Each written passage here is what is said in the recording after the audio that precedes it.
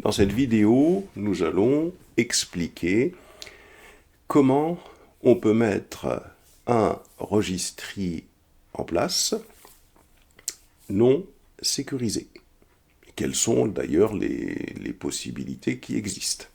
Alors pour ça, on va d'abord expliquer ça sur un schéma et ensuite on va aller pratiquer, si vous voulez, donc les manipulations. Mais il faut bien comprendre déjà le problème. Alors, on y va. Voilà, donc là,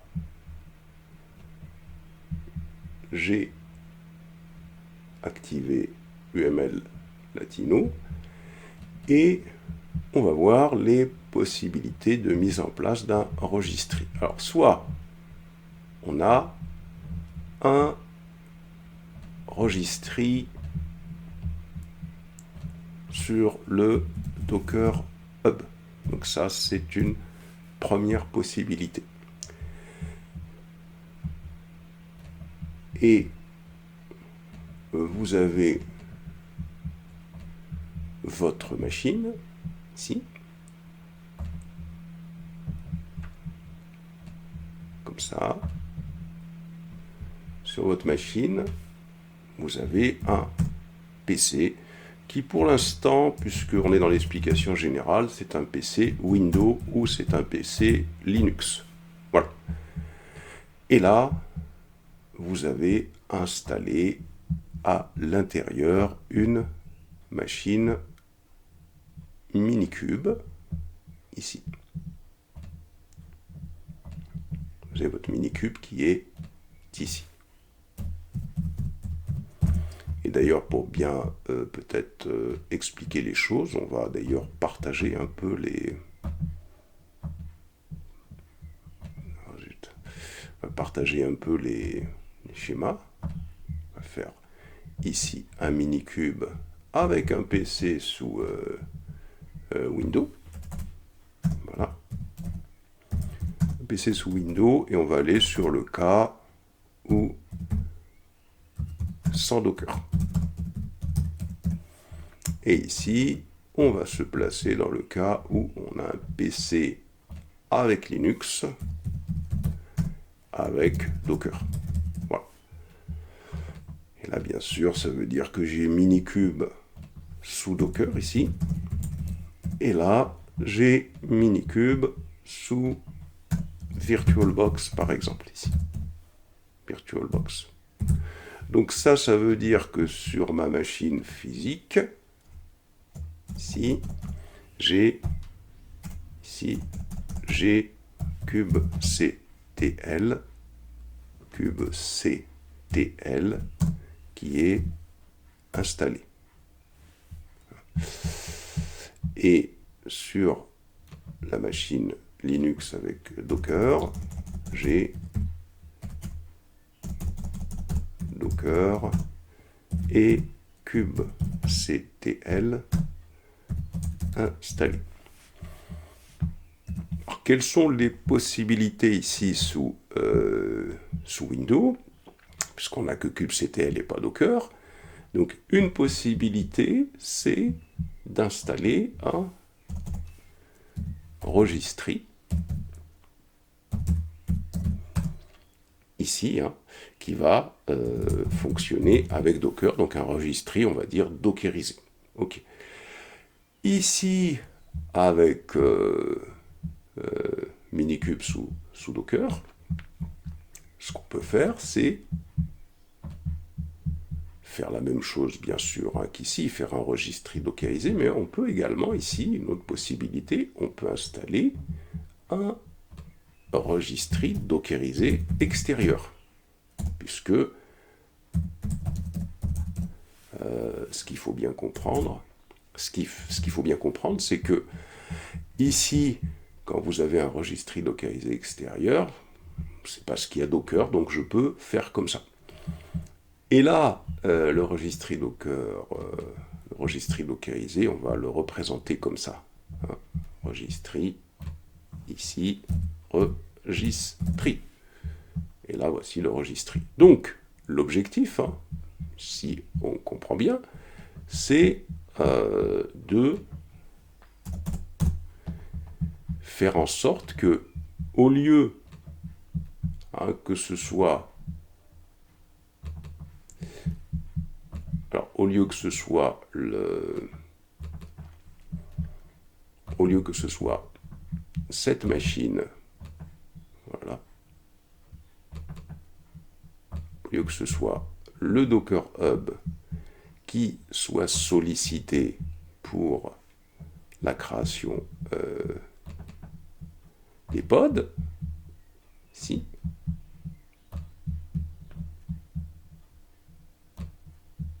vous voyez, comme ça, au lieu que ce soit ça, ok, eh bien, nous, ce qu'on souhaite, c'est que ce soit le registry qui est dockerisé, qui soit sollicité.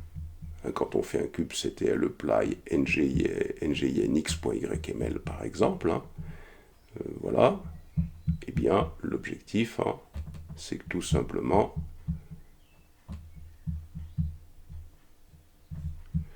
ce soit le registry qui soit sollicité. Dans le cas de Windows également, ou dans le cas de Linux d'ailleurs également, mais là on va rester sur le cas de Windows qui nous occupe, ça peut être le même principe sur Windows. Dans le cas de Windows, on a également un autre cas de figure qui peut être mis en place, c'est le cas de figure dans lequel, ici, cette fois-ci, on aurait plutôt une autre machine VirtualBox, donc une VirtualBox par exemple, donc une autre machine physique, machine VirtualBox, avec un registry distant, sécurisé. Vous voyez, cette fois-ci, on aurait un registry distant, sécurisé, comme ça. Ça, c'est encore un autre cas de figure qui fait que, ici, sécurisé, donc ça veut dire qu'on peut accéder en SSH, ce qui fait que le Minikube va utiliser plutôt ce registry distant sécurisé, qu'on peut également mettre en place ici sous Linux. Sous Linux, on peut imaginer que vous lancez une machine VirtualBox avec un registry distant sécurisé, pour que on reproduise un peu le fonctionnement du Docker Hub qui est sécurisé. Donc, je fais ça. Je fais ça. Comme ça. Hop. Et hop. Vous voyez. Ce qui revient donc au même. Vous voyez, donc les cas de figure, il y en a beaucoup. Ce qui veut dire que ça reviendrait au même, à la même chose, que d'avoir une machine externe à tout ça, qui peut être en entreprise ou sur le cloud, d'accord, qui va héberger, vous voyez, c'est plus de la VirtualBox, c'est soit une machine physique, d'accord, qui va héberger un registry distant sécurisé, vous voyez, auquel les machines peuvent accéder. On va résumer tout ça, et ça donnera lieu à de beaux exercices sur lesquels vous allez plancher, mais pas pour, du moins pour le registry distant sécurisé. Voilà. Donc vous voyez, les possibilités, je vais les écrire ici, il y en a, même pas, je vais rester sur le même truc. Voilà. Mettre le document ici, hop, comme ça. Donc, plusieurs cas. Il y a plusieurs cas de mise en place de registry local sécurisé ou non sécurisé pour déployer des pods sur Kubernetes en général. Voilà. Donc, les cas sont les suivants. 1. Pourquoi le 1 n'apparaît pas? Si, il est là. 1. Donc,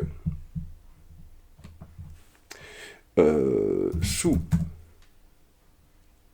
Windows, sans Docker, donc 1.1, vous avez, comme on vient de l'expliquer ici, un registry qui va être intégré à Minikube, un registry intégré à Minikube. Donc ça, c'est la première possibilité. 2, toujours sous Windows, ou Linux d'ailleurs, un registry distant sécurisé.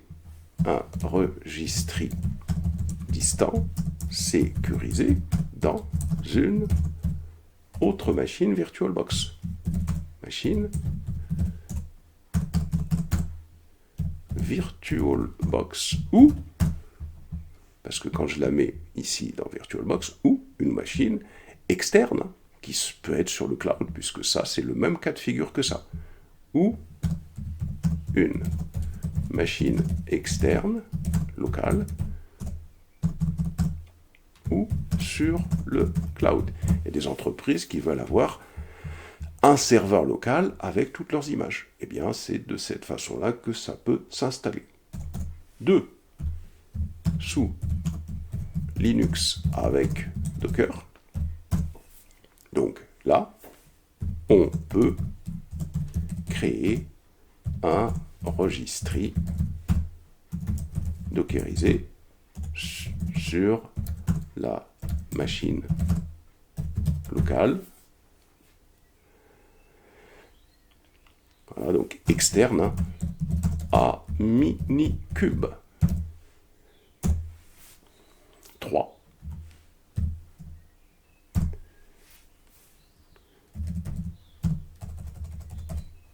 On peut utiliser un registry sécurisé et distant, donc comme sous Windows.